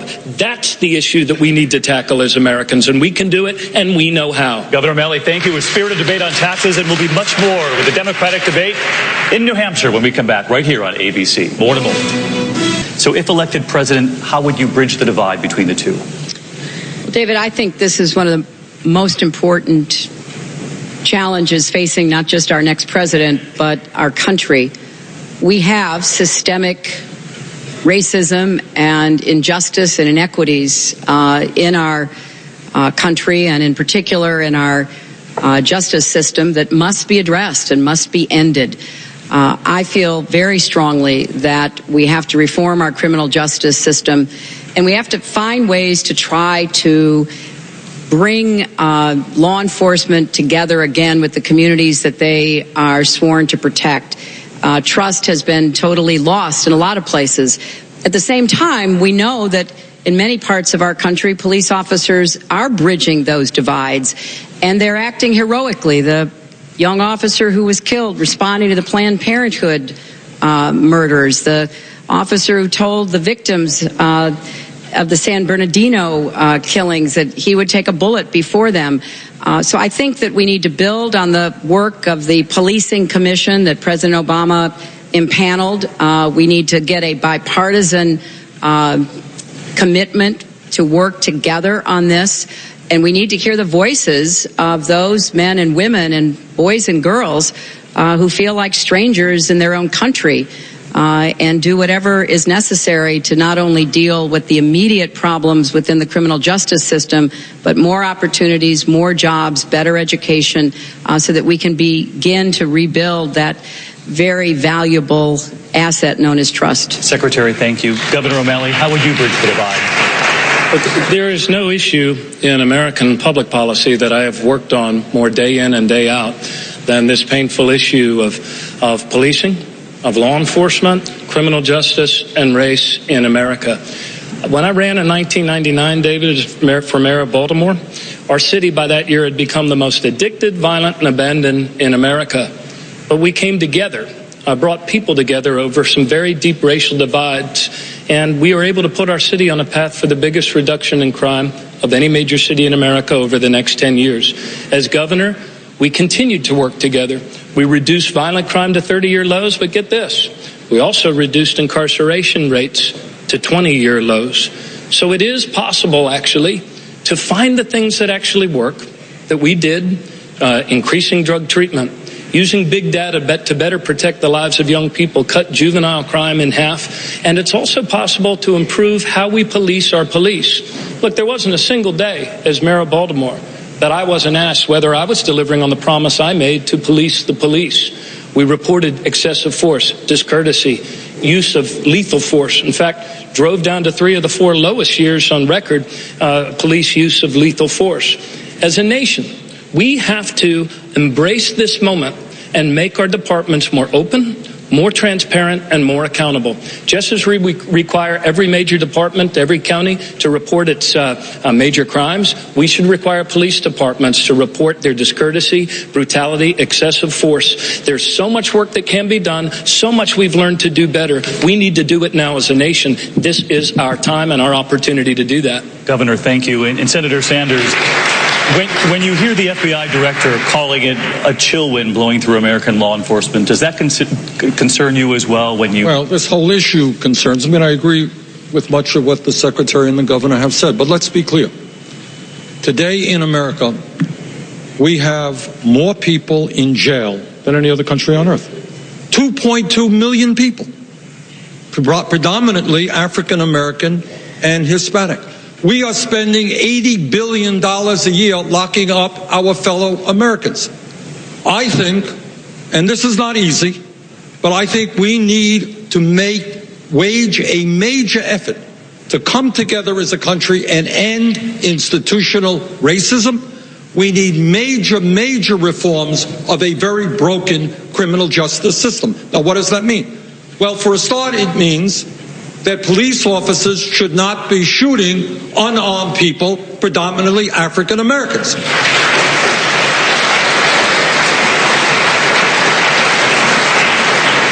It means that we have to rethink the so-called war on drugs, which has destroyed the lives of millions of people, which is why I have taken marijuana out of the Controlled Substance Act, so that it will not be a federal crime. That is why we need to make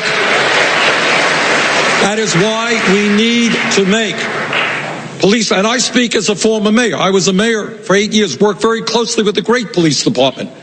And what we did is try to move that department toward community policing so that the police officers become part of the community and not, as we see in some cities, an oppressive force. We need to make police departments look like the communities they serve in terms of diversity. We need to end minimal sentencing. We need basically to pledge that we're going to invest in this country in jobs and education, not more jails and incarceration. Senator, thank you. We want to turn now to an issue. This next issue has destroyed so many families across the country, and in particular right here in New Hampshire, heroin. And there's a stunning new figure out. A recent poll, 48% here in this state alone say they know someone who has abused heroin. We're going to turn tonight to Dan Toohey of the New Hampshire Union Leader, who has this question. New Hampshire has been hard hit by the heroin epidemic. We're on track to have twice as many overdose deaths this year as in 2013. What specifically would you do to address this crisis? Senator Sanders, I'm going to take this to you first because you've seen what's happened with heroin right on the border in your own state. Look, this is a tragedy for New Hampshire. It is a tragedy for my state of Vermont. It is a tragedy all over this country. The number of heroin deaths are growing very significantly. What do we do? Well, for a start, this may seem like a radical idea, but I think we have got to tell the medical profession and doctors who are prescribing opiates and the pharmaceutical industry that they have got to start getting their act together. We cannot have this huge number of opiates out there throughout this country where young people are taking them, getting hooked, and then going to heroin. Second of all, and the reason that I believe in a health care for all program, we need to understand that addiction is a disease, not a criminal activity. And that means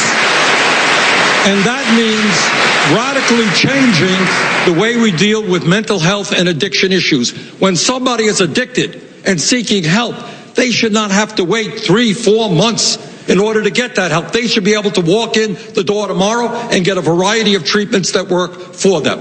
So those are some of the areas that I think we've got to move on. Senator, thank you. Secretary Clinton? You know, on my very first visit to New Hampshire in this campaign, I was in Keene, and I was asked, what are you going to do about the heroin epidemic? And all over New Hampshire, I met grandmothers who are raising children because they've lost the father or the mother to an overdose. I met young people who are desperately trying to get clean and have nowhere to go because there are not enough facilities. So this is a major epidemic, and it has hit New Hampshire and Vermont particularly hard. I've had 2 town halls, one in Keene, one in Laconia, dedicated exclusively to talking about what we can do, and I've heard some great ideas about how law enforcement is changing its behavior, how the recovery community is really reaching out. And I was proud to get the endorsement of Mayor Walsh of Boston, who has made his struggle with alcoholism a real clarion call for action in this arena. So I have laid out a 5-point plan about what we can do together. I would like the federal government to offer $10 billion over 10 years to work with states, and I really applaud Governor Hassan for taking up this challenge and working with the legislature here to come up with a plan. We have to do more on the prescribing end of it. There are too many opioids being prescribed, and that leads directly now to heroin addiction. And we have to change the way we do law enforcement, and of course we need more programs and facilities. So when somebody is ready to get help, there's a place for them to go, and every law enforcement should carry the antidote to overdose, naloxone, so that they can save lives that are on the brink of expiring. Secretary, David, thank you. I actually know a great deal about this issue, and I have a dear friend, played music with him for years. Remember when he came home with his baby girl, and now she's no longer with us because of addiction and overdose. My last time in New Hampshire, I had to take a break shortly after landing and call home and comfort a friend whose mother died of an overdose. Drugs have taken far too many of our citizens. It's a huge public health challenge in our own city. I mentioned before we had become the most addicted city in America, but together every single year I expanded drug treatment funding in our city, and then I expanded it in our state, and we were saving lives every single year, doing the things that work, intervening earlier, understanding the continuum of care that's required until we got hit, like every other state, in the United States, especially in New Hampshire and in the Northeast, with this opioid addiction, the overprescribing. I agree we need better. We need to rein in the overprescribing. But I have put forward on my plan a $12 billion federal investment. We have to invest in the local partnerships. And the best place to intervene, the best indicator of when a person is actually on the verge of killing themselves because of an addiction, is at the hospital. That very first time they show up with a near miss, we should be intervening there. That's what I said to my own public health people. What would we do if this were Ebola? How would we act? So many more Americans have been killed by the combination of heroin and these highly addictive pain pills, and yet we refuse to act. There are things that can be done. Go onto my website. My plan is there. It's one of 15 strategic goals I've set out to make our country a better place by cutting these sorts of deaths in half in the next 5 years. Governor O'Malley, thank you. Martha? Secretary Clinton, I want to circle back to something that your opponents here have brought up. Libya is falling apart. The country is a haven for ISIS and jihadists, with an estimated 2,000 ISIS fighters there today. You advocated for that 2011 intervention and called it smart power at its best. And yet even President Obama said the U.S. should have done more to fill the leadership vacuum left behind. How much responsibility do you bear for the chaos that followed elections? Well, first, let's remember why we became part of a coalition to stop Gaddafi from committing massacres against his people. The United States was asked to support the Europeans and the Arab partners that we had, and we did a lot of due diligence about whether we should or not, and eventually, yes, I recommended and the president decided that we would support the action to protect civilians on the ground, and that led to the overthrow of Gaddafi. I think that what Libya then did by having a full, free election, which elected moderates, was an indication of their crying need and desire to get on the right path. Now, the whole region has been rendered unstable, in part because of the aftermath of the Arab Spring, in part because of the very effective outreach and propagandizing that ISIS and other terrorist groups do.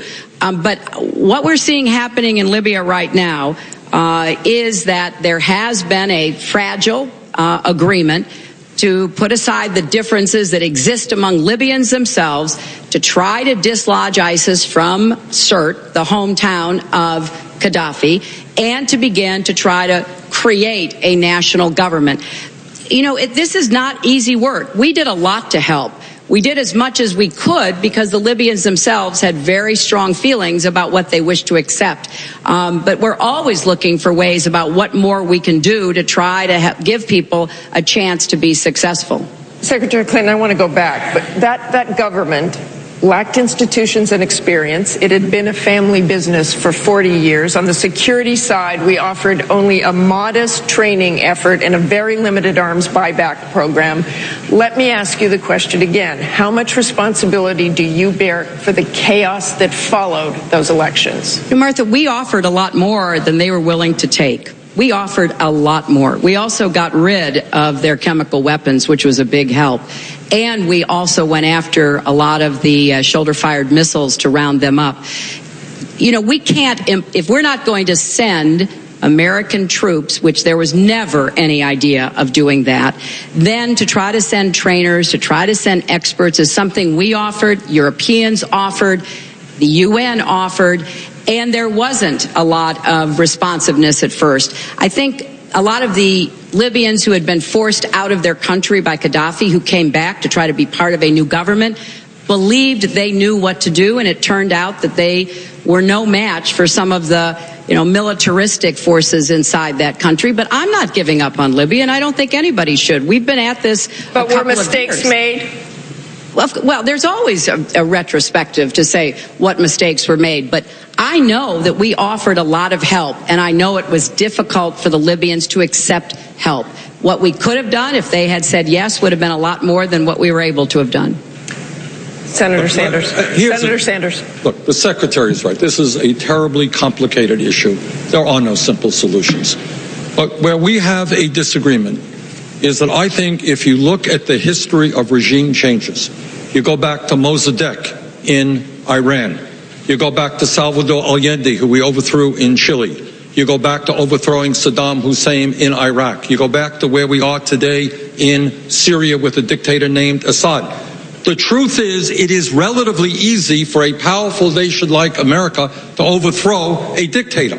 But it is very hard to predict the unintended consequences and the turmoil and the instability that follows after you overthrow that dictator. So I think Secretary Clinton and I have a fundamental disagreement. I'm not quite the fan of regime change that I believe she is. Martha, well, but I would just repeat that, Secretary wait Clinton. a minute, I think it's only fair to put on the record, Senator Sanders voted in the Senate for a resolution calling for ending the Gaddafi regime and asking that the UN be brought in, either a congressional vote or a UN Security Council vote. We got a UN Security Council vote. Now, I understand that this is very difficult, and I'm not standing here today and saying that Libya is as far along as Tunisia. We saw what happened in Egypt. I cautioned about a quick overthrow of Mubarak, and we now are back with basically an army dictatorship.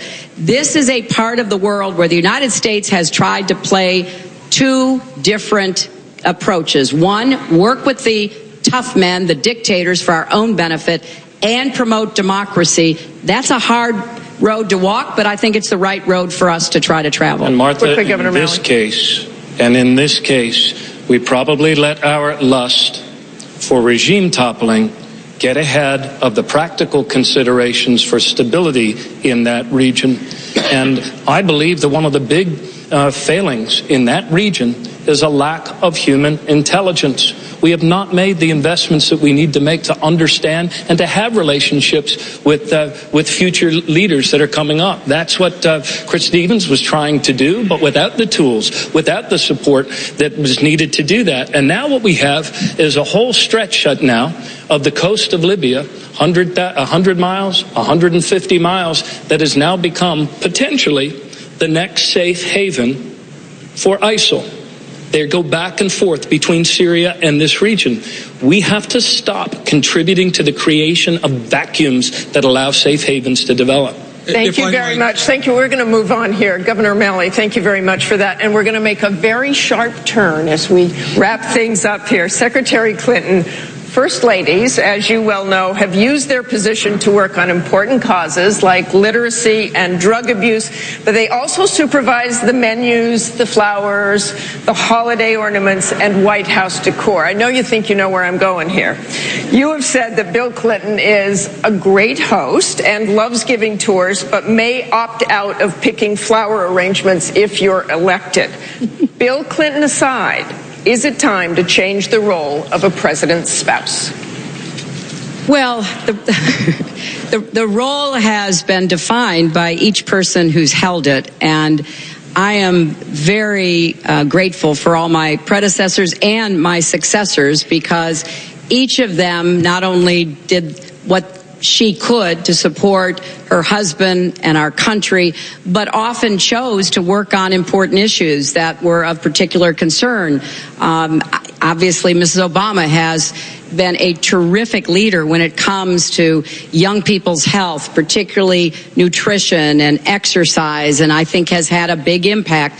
So whoever is part of the family of a president has an extraordinary privilege of not only having a front row seat on history, but making her or maybe his contribution. And with respect to my own husband, I am probably still going to pick the flowers and the china for state dinners and stuff like that, but I will certainly turn to him, as prior presidents have, for special missions, for advice, and in particular how we're going to get the economy working again for everybody, which he knows a little bit about. I do want to follow up here for each of you, and a similar line of questioning. Senator Sanders, your wife Jane shares an office in your campaign headquarters in Burlington. We've seen the pictures, the desks right next to each other. Would she have a desk close by in the West Wing? Given the fact that she's a lot smarter than me, yes, she would. And let me, by the way, take this moment to congratulate Hillary Clinton, who I thought not only did an outstanding job as our First Lady, but redefined what that role could be. So I thank you very much for that.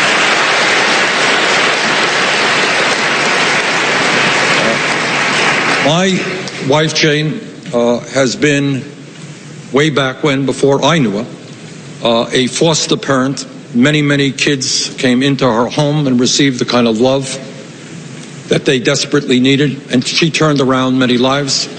She is the best parent and grandmother that I know. She has devoted her life. When I was mayor of the city of Burlington, actually when I first met her, we started a youth office, which started after-school programs for kids, started a child care center, started a youth newspaper. We got the kids involved in a whole lot of issues. She led that effort. So I think at a time when so many of our kids are desperately looking for constructive activity, where too many of our kids are hanging around on street corners, potentially getting into trouble, I think we need a forceful advocate for the children, for teenagers, for the little children, to deal with the dysfunctional child care system. And I think my wife would do a great job in helping me accomplish those goals. Senator, thank you. Governor O'Malley. Katie here tonight. She's a district court judge. And the question for you is, would she have to give that up as First Lady, or will she share an office in the West Wing as well? Well, that would be totally up to her. I mean, Katie has never been a person who let her husband's professional choices get in the way with following her dreams. And I think she got that from her mother, actually. And I readily admit that she is a far more accomplished lawyer than I was ever able to become before I took my detour. She is a district court judge in Maryland. She puts in a full day there. We've raised 4 terrific kids, and yet when she was first lady of the state, not only would she go to work every day and sit there through a lot of sad and gut-wrenching cases, but then she'd put in additional time being an advocate against domestic violence. Maryland made great strides on that because of her advocacy and her understanding of how the court process works. She was an advocate against bullying and implementing anti-bullying things. So Katie O'Malley will do whatever Katie O'Malley wants to do, regardless of her husband's success in getting elected president. Governor O'Malley, so light years for that. Governor, thank you. We'll be back with much more from New Hampshire. The Democratic debate continues right after alphabetical order, so we'll reverse the order at the end and begin with you, Senator Sanders. Well, thank you very much for hosting this debate. And let me applaud my colleagues up here, because I think, frankly, maybe I'm wrong, but on our worst day, I think we have a lot more to offer the American people than the right-wing extremists today.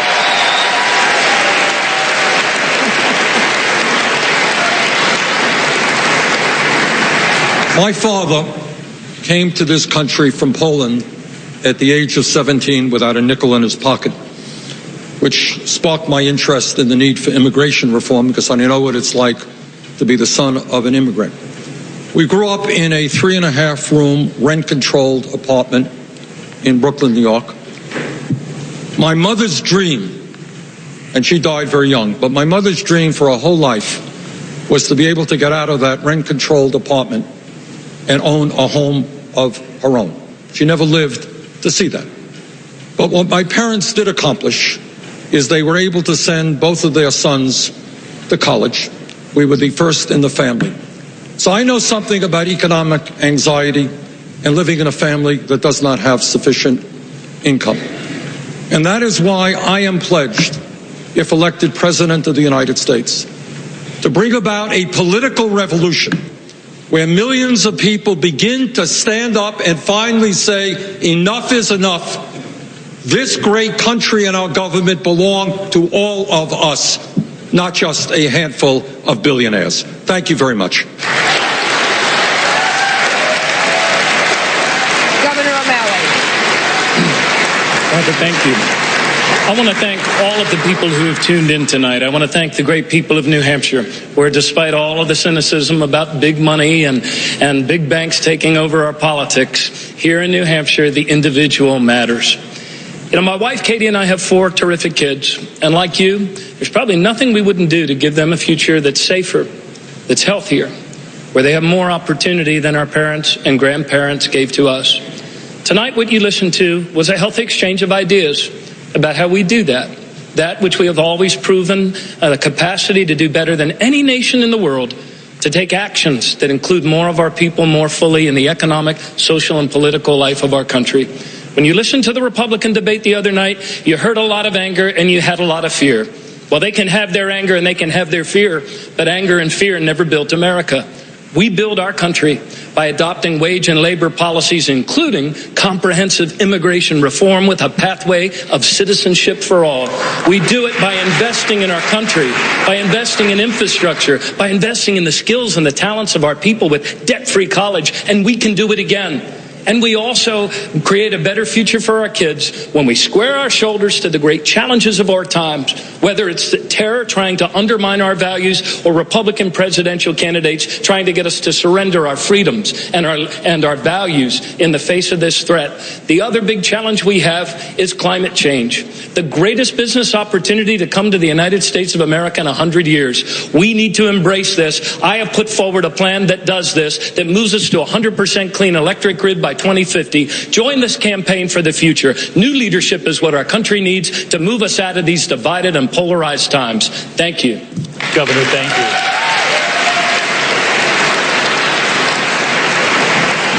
Secretary Clinton. On January 2017, the next president of the United States will walk into the White House.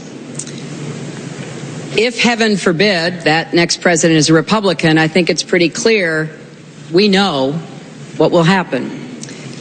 A lot of the rights that have been won over years, from women's rights to voter rights to gay rights to worker rights, will be at risk. Social Security, which Republicans call a Ponzi scheme, may face privatization. Our vets may see the VA hospital that needs to be improved and made better for them turned over to privatization. Planned Parenthood will be defunded. The list goes on because the differences are so stark. You know, everybody says every election's important, and there's truth to that. This is a watershed election. I know how important it is that we have a Democrat succeed President Obama in the White House. And I will do all that I can in this campaign to reach out and explain what I stand for and what I will do as president.